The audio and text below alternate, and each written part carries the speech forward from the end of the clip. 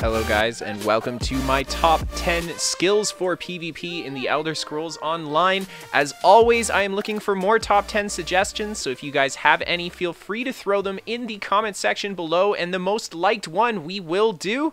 Keep the top 10s going. Otherwise, guys, I hope you enjoy this video. We're looking at the best skills in the game, so let's begin. Coming in at skill number 10, we have the Wardens Green Balance ability, Soothing Spores, or Enchanted Growth, going for either morph of the Fungal Growth ability. So this is the first Green Balance ability that the Warden gets, and it is a beefy self-heal. It is actually a really powerful self-heal. On top of it, it synergizes really well with the Warden passives, giving you major mending on yourself or whatever ally you heal with it if you guys are under 40% health. So there you have it. It is such a fantastic burst heal, and the big reason why this is such a good burst heal too is we get the split between the stamina and the magicka morph. So you have a choice of going with either heal here, and then of course both morphs have great side effects as well. So there you have it, Warden's Enchanted Growth, one of my favorite burst heals in the game. Let's move on.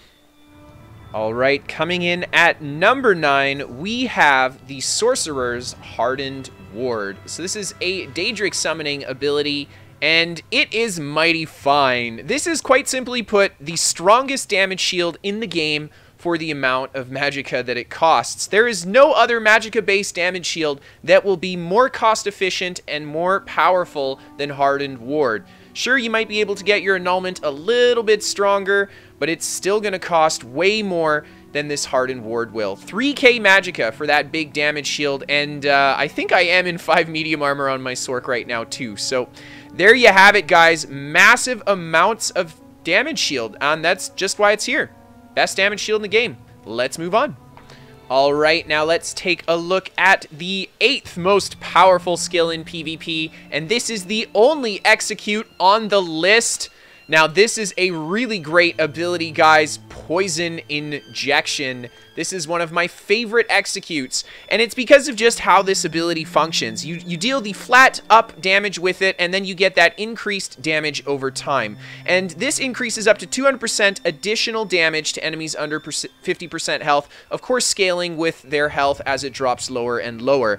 What this ability does, though, is it gives you that just bonus execute damage on top of whatever else you're doing, including possibly using another execute. It essentially puts a double execute on your target, and if you're not using an execute, it just puts that really deadly damage over time. Sure, those 3 or 4k ticks may not seem super threatening. By the way, they are pretty threatening, but when they add up, that's when it gets really disgusting. Like 16k poison injection damage from the dot.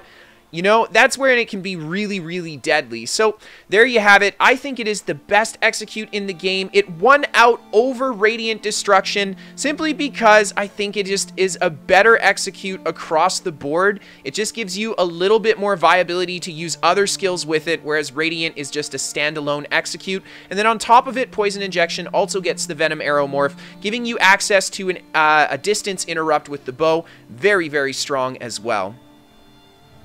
Okay, coming in at number 7, we have Templars, Restoring Light ability, Honor the Dead, or Breath of Life, whatever morph you want to take here. Honor the Dead being the single target heal, Breath of Life, of course, being a bit of an AoE heal as well. But there you have it. Why did we pick Honor the Dead? Because it is, quite simply put, the most efficient, cost-effective heal in the game. We look at this, something to keep in mind, I'm on a max health build, so I do not have very high stats, but we still have a 5k tooltip on Honor the Dead, with, like, literally nothing invested into making this more powerful.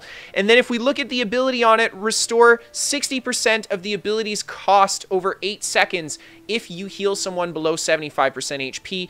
Not only is this really cost effective, but this heal synergizes super well with the Templar's mending passives, allowing you to get up to a 20% bonus plus on your healing just from being a Templar. So there you have it, guys. The most cost-effective heal in the game. Of course, the healing class Templar gets it. Alright, ladies and gentlemen, coming in at number 6, we have the Shadow ability from the Nightblade, Shadow Image morphed to Shadow Image. So this is Shade morphed to Shadow Image, sorry. And this is in my opinion, the most powerful LOS/movement ability in the game. I don't think there is a single ability for PvP that will give you more detachment from an enemy group of players than Shade will. And this is simply because Shade allows you to teleport. I mean, just teleport away. You set the shade down and you teleport back to it. Even if someone's camping your shade, this is incredibly hard to deal with because they still have to actively keep an eye on where you go. A good player using proper LOS can get away with absolutely insane things with shade that just other abilities can't do. I mean, not even Cloak can do the things that shade can do. It does have its limitations, however, being that you can't run out of the distance of your shade, and of course you need to set your shade down. But very, very powerful get the heck out of there skill. And finally, Shade is also going to put minor maim on your target, reducing the damage they do by 15%, as well as giving you access to your shadow passives, buffing both of your armors. So there you have it. Alright guys, coming in at number 5, we have the Subterranean Assault or Deep Fissure Morph of the Warden. Yet again, our second Warden skill on this list, and it made it here for good reason. Not only does this ability deal a ton of damage, I mean, this is one of the highest damage dealing abilities in the game, but on top of it, it's got a Magicka or a Stamina morph. It is an AoE, and both of its morphs are incredibly good. The Magicka morph, we get a stun off of this big AoE that is undodgeable, so it's a really valuable stun. And then on the Stamina morph, we get the reduced physical and spell resistance on your target, the double debuff for the armor. Yeah, that's all I could say, guys. That is such a powerful AoE ability. It opens up so much burst potential when you lead with a Subterranean Assault and even a Deep Fissure. Just the fact of that flat damage on the tooltip makes it so strong. Of course, this ability does have a 3-second wait time before you use it, but for PvP, that almost makes it better because you can combine this attack with other powerful abilities such as Dawnbreaker of Smiting to do massive amounts of AoE damage as well as debuffing your targets. And coming in at number 4, we have the Templar's Restoring Light Morph to Extended Ritual, and we're looking pretty exclusively at the Extended Ritual morph here. So what makes this ability so good? Well, when you cast it, you remove 5 harmful effects from yourself, and yeah, that's really good. There is no purge in the game that removes more than 2 harmful effects except for this one. This one does 5, more than double the other purges in the game. We've got Purge from the Alliance War coming in at 2, we've got Warden coming in at 1, Resto Staff coming in at 1. No, the Templar gets 5 negative effect removal. This is probably Templar's best ability. You know, honestly, it's the highest on this list, so I think it is Templar's best and most defining ability. It is quite simply a hard counter to half the crap that you're going to fight in the game. It's going to remove everything from you. Debuffs, it's going to remove dots, it's going to remove curses, all of that stuff. So there you have it, guys. Extended Ritual, very, very powerful, best purge in the game.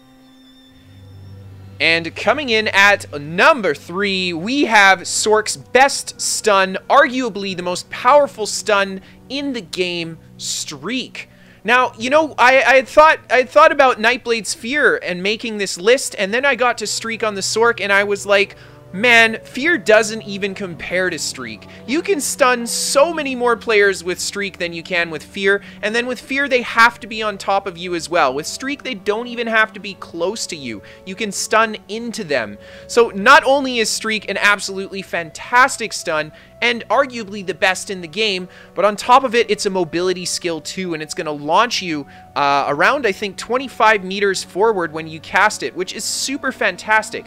Taking a look at the Ball of Lightning morph, we give up the stun for a Bubble Reflect, which allows you to essentially put down a lightning ball, and if you stand behind it, the projectiles coming towards you will be intercepted by the lightning ball instead, and they won't hurt you.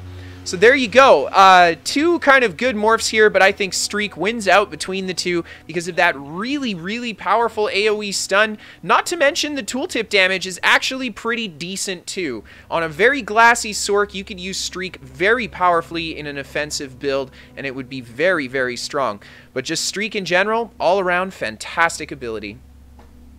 Coming in at number 2, we have Mistform. arguably the most powerful vampire ability in the game. We have Mistform morphed into Elusive Mist. Now, the Elusive Mist is the specific morph we're looking at for the most powerful ability, and it is so good. Now, Mistform is great because it adds an option to builds that they kind of didn't have before. Mistform essentially allows a squishy build to fight out in the open and have some sort of way to deal with big amounts of incoming damage and reposition itself into a safer location. So Mistform is so great because it opens up build viability across the board for all kinds of classes. Magicka Templar, Magicka DK are some of the biggest Mistform users simply because they need the mobility from it huge. But any build can utilize this. You can use it on a stamina build, a Magicka build, doesn't matter. It gives you that snare immunity, 75% reduced incoming damage. What an incredible ability. Of course, it shuts off your Magicka recovery. We can't have it be too OP.